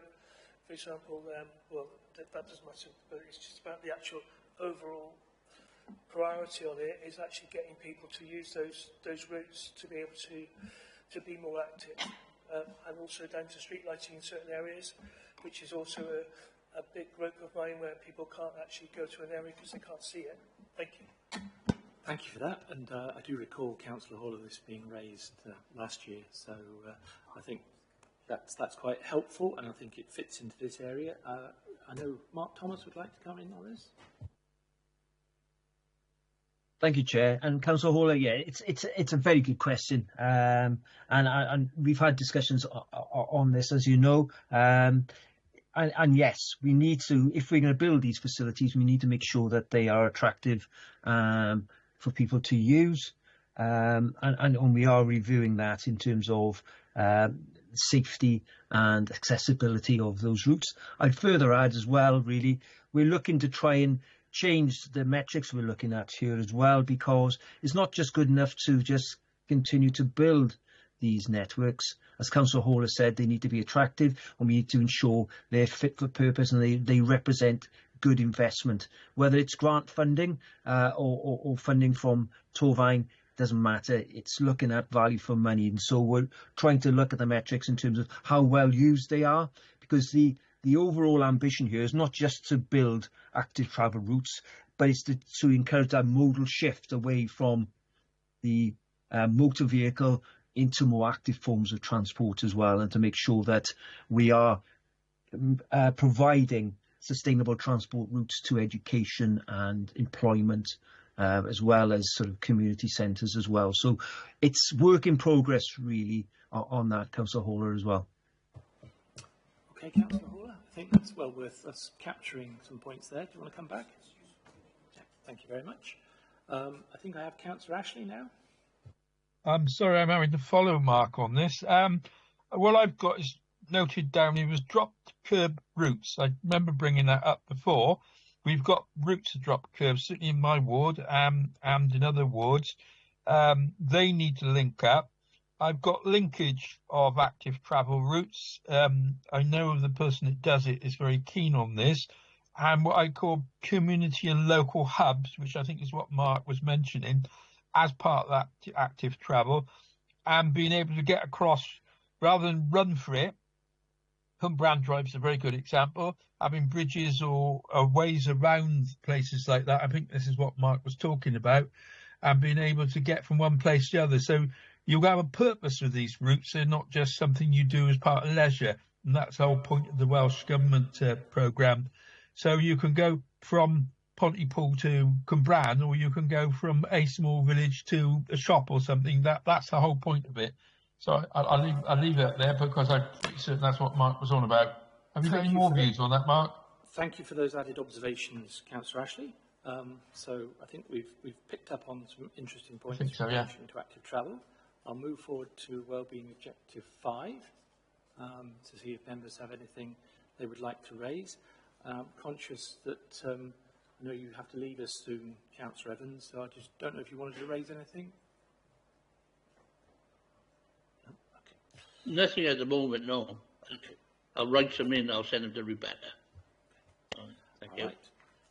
So we have no hands for Wellbeing Objective 5.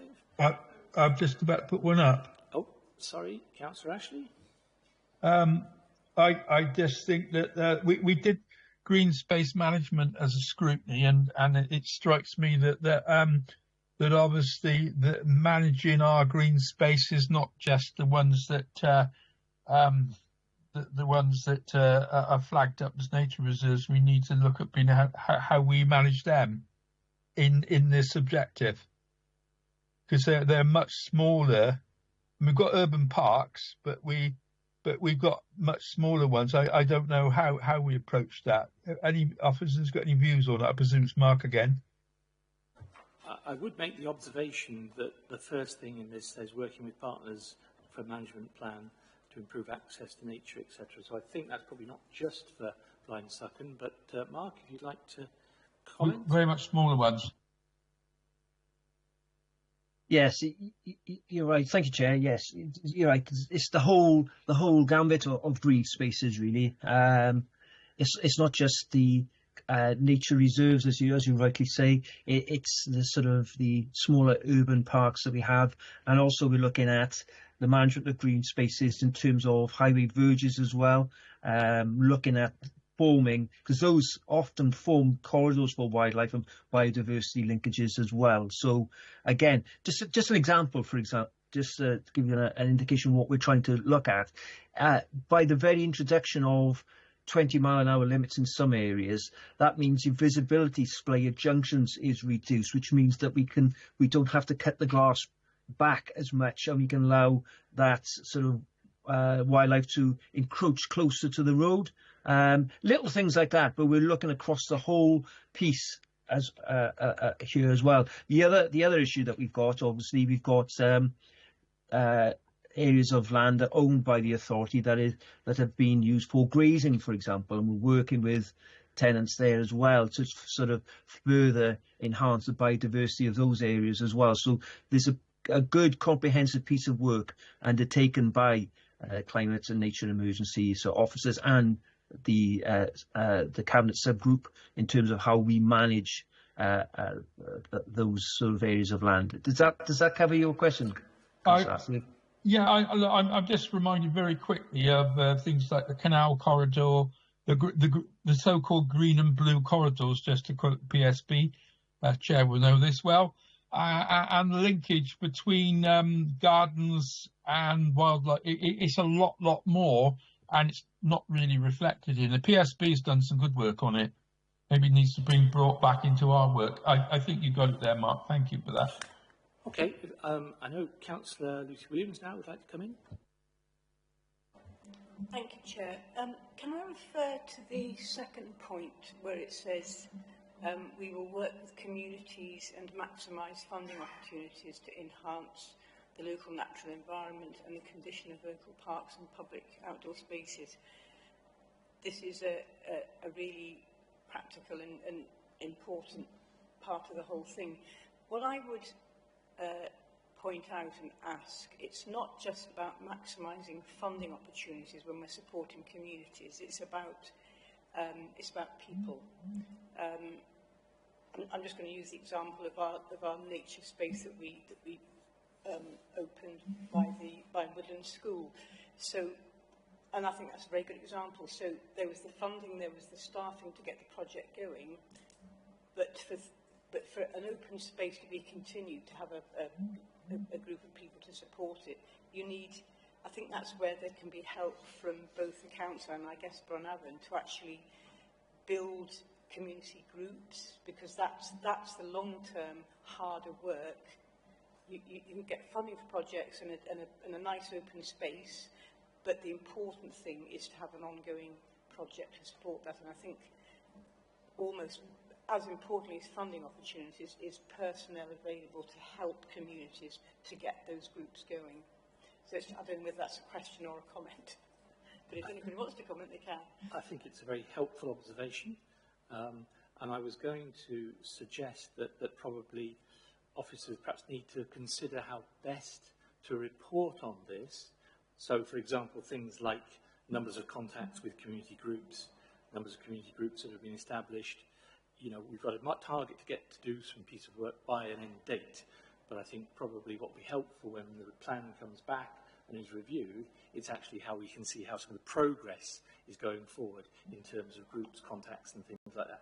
General observation, I leave it with officers and maybe form part of our recommendations. Councillor Hall, I know you wanted to come in. I echo Lucy's comments. It was a question I wanted to ask. I'm sorry, Lucy. But it's about getting the communities on board with these projects. But how do you get those communities on board, and what information you push into the communities to maximise the environmental impact that you have within those communities to achieve this, and how you do that? And I think it's really important, like Councillor Williams says, is that we need to get communities on board with this. And we need to give them as much information as we can, and the reasonings why we want to do it for the long-term benefit of our communities. Thank you. Thank you. I think that's very helpful. I think officers will have to have a tenor of the areas of interest. That I've got my hand up again, Dave. Okay, Councillor Ashley, can you make it quick?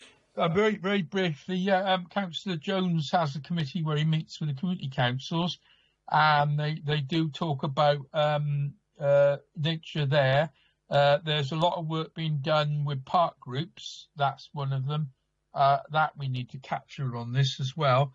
And there's a lot of work being done by the Neighbourhood Services Department, work doing forestation and work, as I'm working in partnership. I'm sure you are. There's a lot of that. It's not caught. Some of it's not being captured in this, which you know, planted orchards, that sort of thing.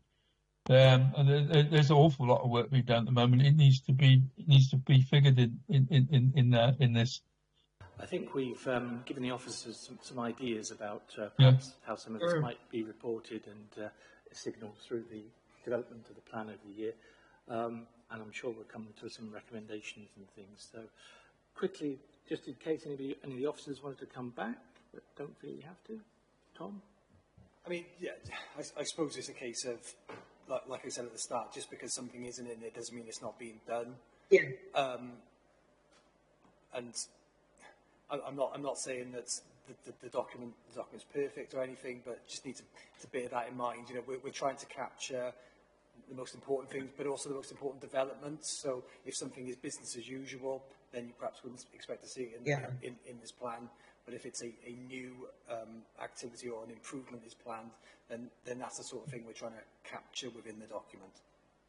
Thank you for that, and I would refer again members to the fact that, you know, programme and strategies on the left, these are the things that are the departmental plans, etc. So, as Thomas said, not everything's going to be included here, but I think officers will have had some useful points from members. So I'll move on to Wellbeing Objective 6 to see if there's any members want to pass any observations here.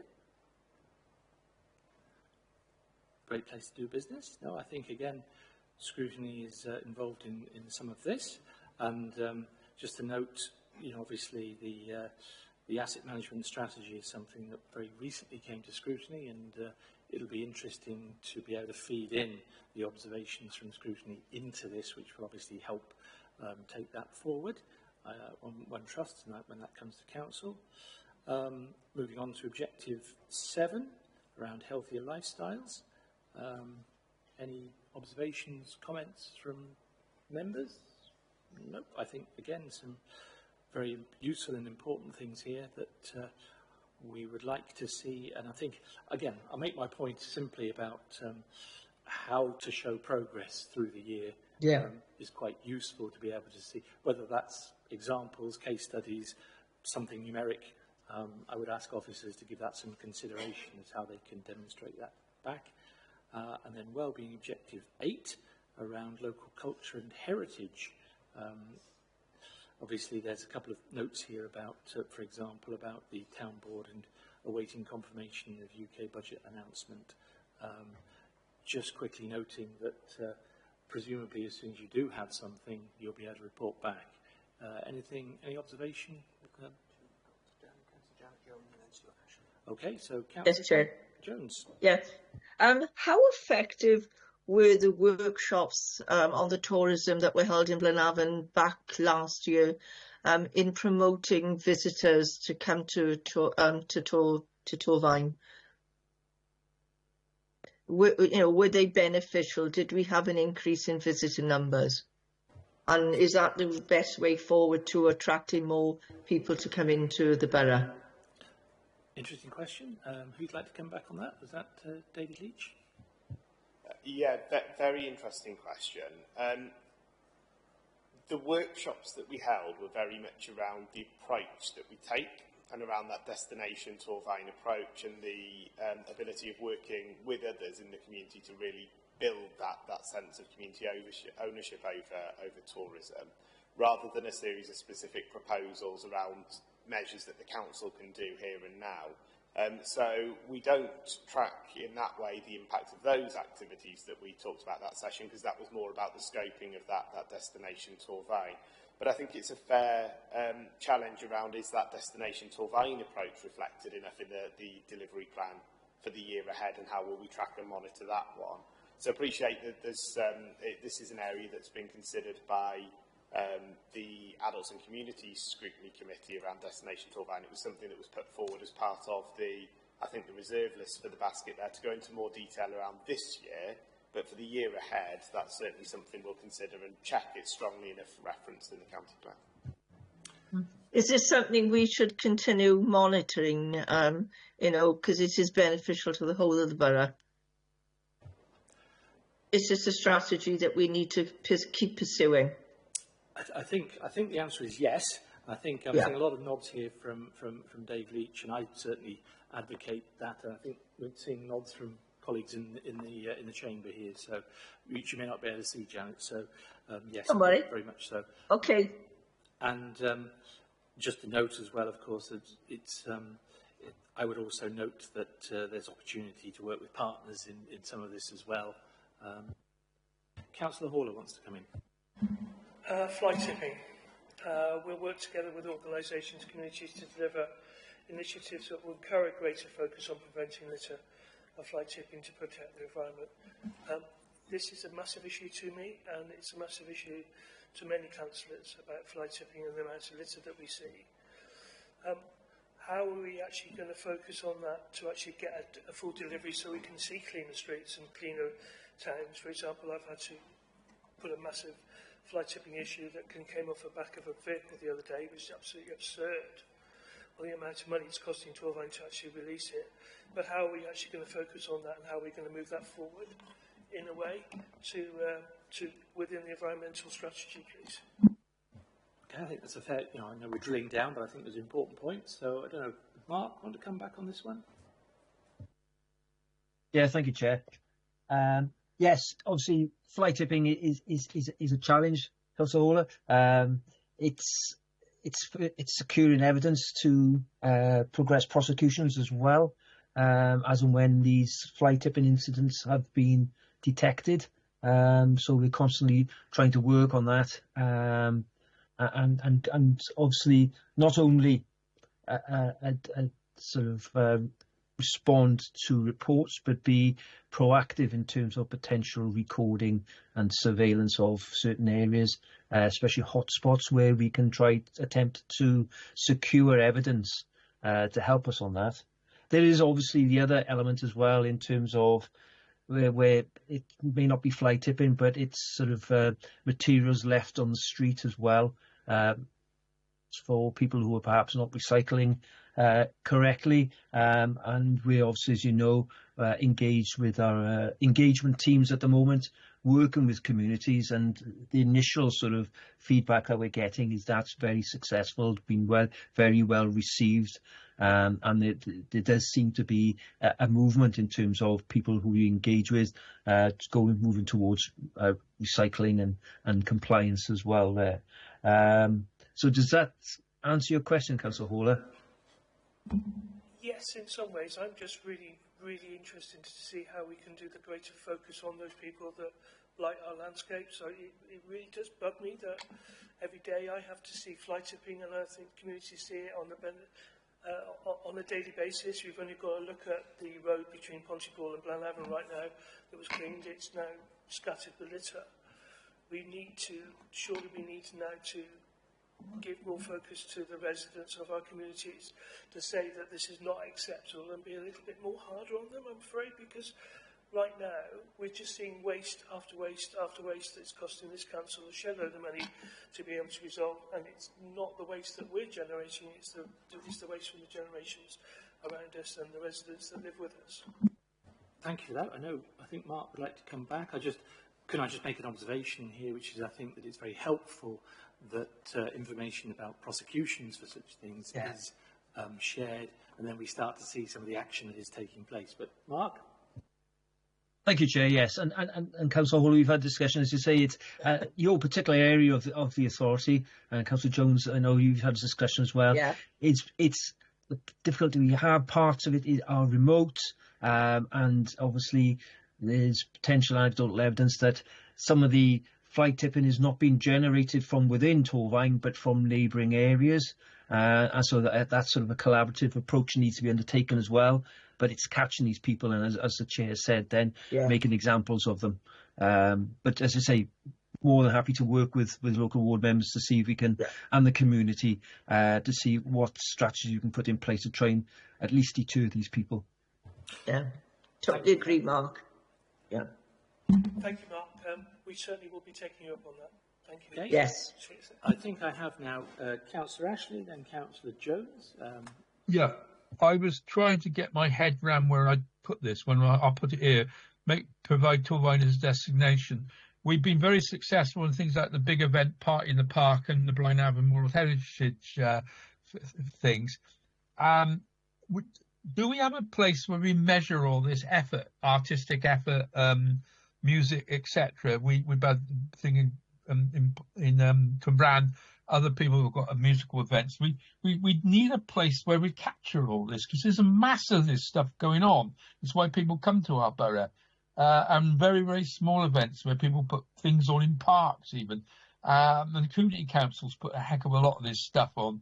So I just wonder whether we need a measure in here to capture all this stuff, and where we as a borough council work in partnership with all this as well. Because I don't see anywhere. It just struck me that it doesn't cost us a lot as a council, but as a board member of the Congress, and involvement with Llantarnam Grange, we've got a lot of this stuff here.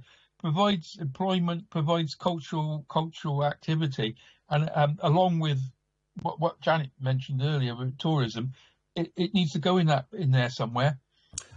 Yeah, I think that's a fair point, Councillor Ashley. I think obviously evaluation of success of projects is a good thing to highlight. I think David Leach would like to come back.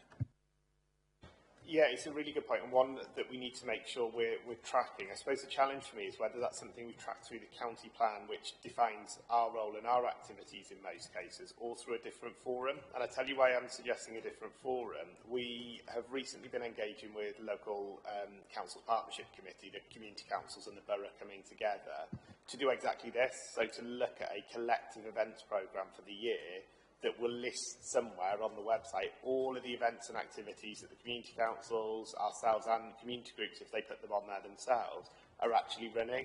That will then allow us to do some comms pieces around that whole events programme that goes on in Torfaen. So I wonder whether that's the best place for us to capture it and continue those conversations. Can I come back there, very, very brief? David, I think you've got a good point there, but I just think the county encourages this as part of our work. Yes. Okay, I think we've certainly got something we might need to flag up as sort of recommendations.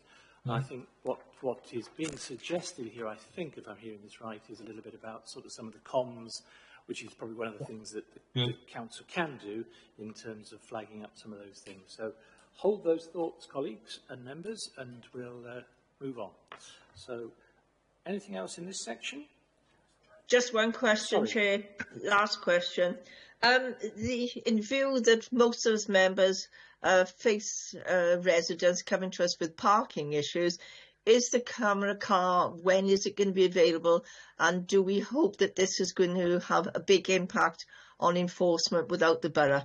I think that's a very good question, and one I know came through scrutiny. So, Mark?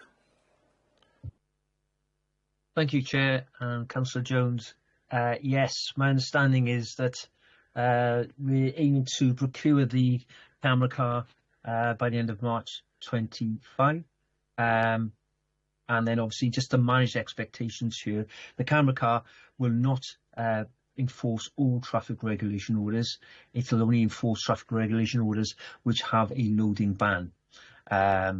But so that means school, keep clears, hospitals, etc. Yes, exactly. But what we are doing and what we have been doing in advance of this is through our statutory procedures, amending many of the traffic orders around schools so they can be enforced by the camera car. That means then, instead of perhaps our civil parking enforcement officers enforcing maybe 2 schools a day, a camera car can travel around multiple schools. And we're not out to catch people. It's just what I've seen from previous authorities is that the threat of a camera car being able just to appear very quickly, travel through and enforce, does put doubt into drivers' minds, and compliance tends to increase. And that's what we want effectively. Excellent. Thanks, Mark. Thanks, Chair. No more questions. That's great. Okay, so final section is under section 9, objective 9. Just checking if any members have any observations or questions to raise. I do not see any. So I think we've gone through the... Oh, Councillor Ashley. I'm sure this will be brief. Councillor Ashley. Brief one. There's a lot of them. I'm sure Mark's heard this one before. We do need more spaces to pick up recycling stuff, and I don't want to go here really, but I've noticed the press recently about blasting abandoned trolleys. Is there any way we can improve that situation via us rather than trolley-wise?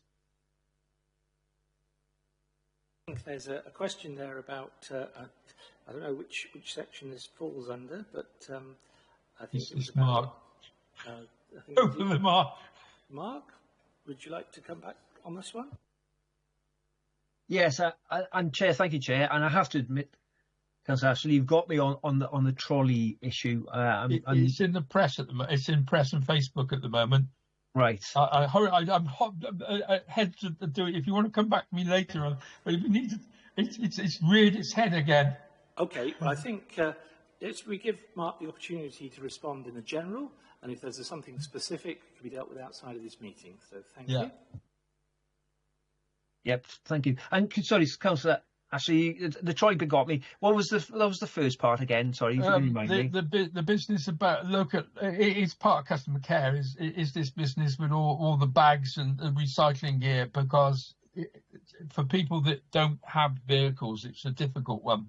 Yes, yeah. Obviously, we're reviewing that, Councillor Ashley, as you're probably aware now. Obviously, what we don't want to do is we need to have sort of areas where and sort of outlets where they're properly managed, so that the availability of these recycling receptacles are not abused, that we have good management of them.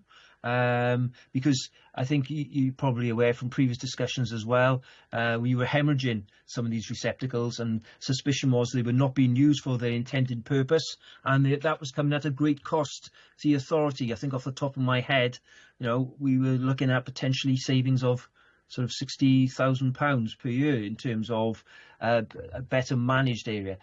Have we got it 100% right? No, we haven't, and we are reviewing that sort of the availability of recycling receptacles, and obviously just to remind members as well that if members of the public are disabled, then obviously we have a service where we can actually provide them and deliver them receptacles as well if they register with us as well. So that's work in progress, really, Councillor Ashley. And I'll come back to you on trolley and trolley wise as well, if I may. Thank you. Thank you for that. I know that Councillor Haller would just like... as a caveat to the question, Councillor Ashley, sorry, I'm getting really confused. My words. It's late. We actually discussed this. I actually asked this question last week at full council, and we have had a kind of a thought pattern that we are going to look at that long term, which was welcome to hear last week. Just to let you know on that. That was a helpful reminder, Councillor Haller, that in fact this is actually an issue that is live and being under consideration. So thank you for that. Colleagues, we've managed to get through that report, so thank you very much. I'll do a final quick check if there's any questions. If not, I think we'll allow the officers to leave. Unless there are any recommendations members would like to make while officers are here to give a view, I see no hands. Officers, you are free to leave.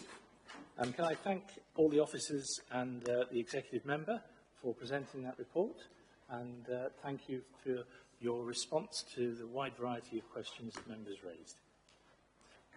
Colleagues, we just allow officers to leave.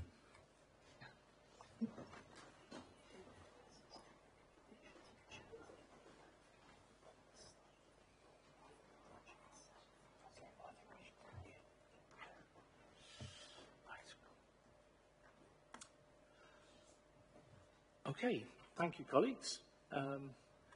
So, if we go back, as it were, to the finance report first, I know Councillor Thomas has passed on a couple of proposals. I don't know if Councillor Thomas is still here. No? No. So, I think the right thing would be, if colleagues are happy with that, we'll highlight what those recommendations or proposals were. So, Garrett, can I go to you? Yes, thank you, Chair. Just bear with me a sec. I'll just go to the chat. Yeah, both recommendations are more about the report itself and possible future reports rather than the budget. But yeah. I'll do recommendation 1, and also you can open it up to comments from the committee members. So recommendation 1, include a detailed yet concise executive summary at the beginning of the report. This summary should highlight the key financial outcomes, major funding changes, significant risks, and strategic investment decisions. This would cater to stakeholders who need a quick overview without delving into the detailed sections of the report.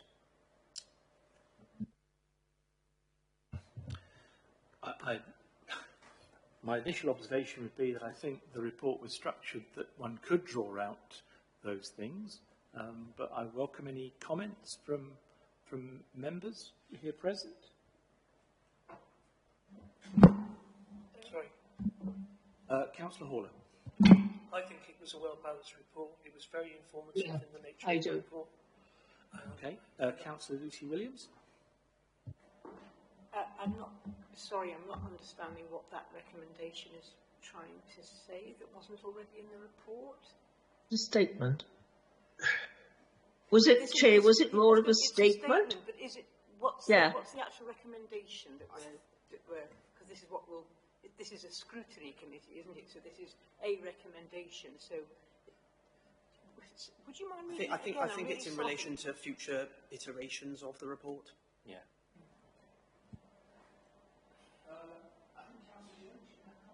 It was a detail, wasn't it?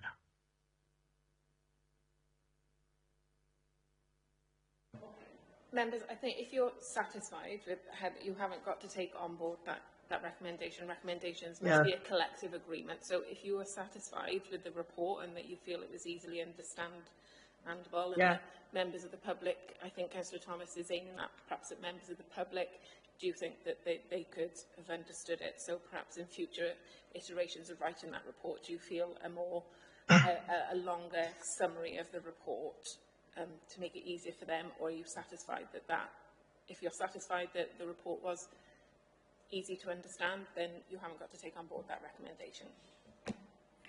I think following on from what you've said, if the intention of the recommendation is to make it easy to understand for members of the public, I think more information would probably make it less easy to understand. Yeah. That's my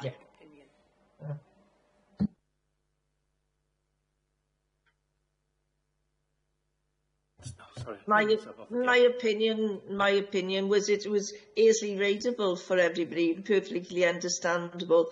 The more information it gives, the more complex it may become for the public to understand. But I thought it was quite satisfactory the way it was set out. Okay, Councillor Ashley. Yeah, the only thing that was asked for was, I think somebody wanted some detail about the breakdown of the various aspects with things like community, and that was the only thing that was asked for. Other than that, it was a very good report. Yeah, and I think that information was provided by officers in response to your question, Councillor Haller, for example. So, yeah, that was the bit. Okay, I don't. I would suggest very strongly that with the addendum of the bit that you just suggested, we go ahead. Okay, so I think we noted consideration for perhaps sort of summary of key points, but that's essentially what you're saying is I think you all found the report was coherent. Sorry, Councillor Williams, I've got my hand up. My apologies, Councillor Watkins. Yeah. That's okay. No, just a quick question, which I generally don't know if we've got an answer to, but if we're assuming that this is to help the public understand the report more, because obviously we can speak for ourselves and we feel that we could understand it and ask questions on it. Have we historically any data or any anecdotal evidence that we know some members of the public have read it and found it confusing and would like this, or do we not have an answer to that? We've got shakes of the head here from the Democratic Services officers, Councillor Watkins. We haven't had that kind of inquiry.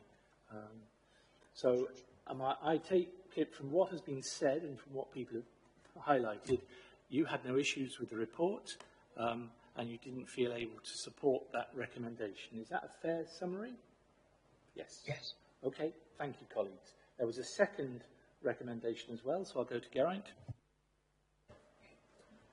Thank you, Chair. Yeah, so the recommendation 2 from Councillor Thomas is expand the risk section to include a risk matrix or table that not only outlines each risk, but also specifies its potential impact, likelihood and proposed mitigation strategies. This would give a clearer picture of the Council's preparedness and proactive measures against financial uncertainties, making the report more actionable for decision makers. As before, welcome views from members. Did you find there to be a gap there in terms of risk and mitigation, or did you feel that was adequately and effectively covered in the report? Anyone?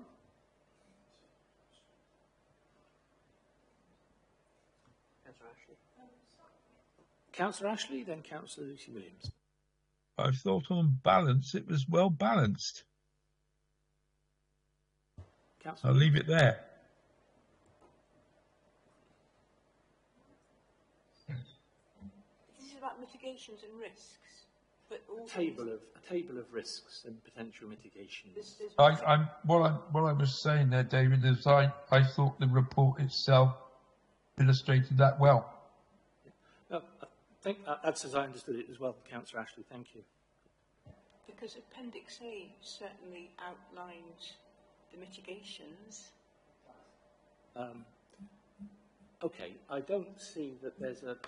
Sorry, my screen's going out. Colleagues, can I take it then that you didn't share the concerns that are in that proposal from Councillor Thomas? Yeah? Nope. No? No. No. Okay, so we've noted, but I do take the point that Councillor Haller made earlier, which was that putting more detail in actually makes the report potentially more undigestible, harder to... Yeah. And that was the message I picked up from the rest of you, so thank you for that, colleagues. Councillor Colette Thomas. Mike.